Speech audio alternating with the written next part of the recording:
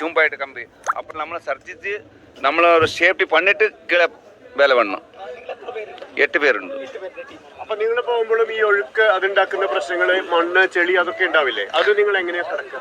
ഇപ്പൊ ചളിയിലെ ഇപ്പൊ കീഴെ പോകുന്ന സമയത്ത് നമ്മൾ ഹാങ്കർ ഇടും. ഹാങ്കർ ഇട്ടിട്ട് പിന്നെ കീഴെ നിൽക്കാൻ പറ്റൂലേ. അപ്പൊ ആ ഹാങ്കർ പിടിച്ചിട്ട് ഞങ്ങൾ കയറിലെ 3 കയറിട്ട് 3 ഹാങ്കർ ഇട്ടിട്ട് കീഴെ പിടിച്ച് ഞങ്ങൾ കയറിലെ ഇപ്പൊ കീഴെ ഒരു വണ്ടി അല്ല എന്തെങ്കിലും ഉണ്ടെങ്കിൽ മുട്ടിട്ട് നോക്കണം.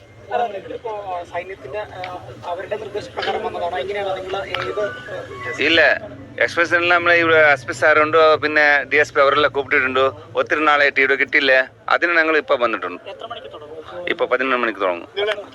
നിങ്ങൾ ഇങ്ങനെ ഒരുപാട് ഇത് ചെയ്ത് ശീലമുള്ള ആൾക്കാരാണ്, പരിചയമുണ്ട്.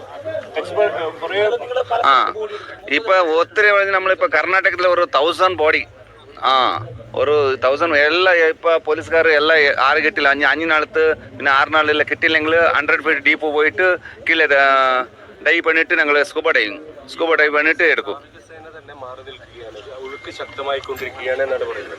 ഇപ്പോൾ ഉളുക്കുണ്ടെങ്കിൽ ഞങ്ങൾ കീഴെ പോയിട്ട് ഹാങ്കർ ഇടും. ഹാങ്കർ ഇട്ട സമയത്ത് നമ്മൾ മീൻ ഇങ്ങനെ കീഴെ പോകും. അതേ സമയത്ത് ഞങ്ങൾ ഒത്തിരി കേസ് ഇങ്ങനെ പണിയിട്ടുണ്ട്.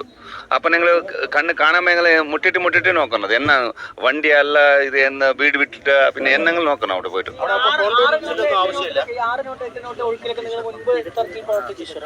ഒത്തിരി വില ഉണ്ട് ഇവിടെ.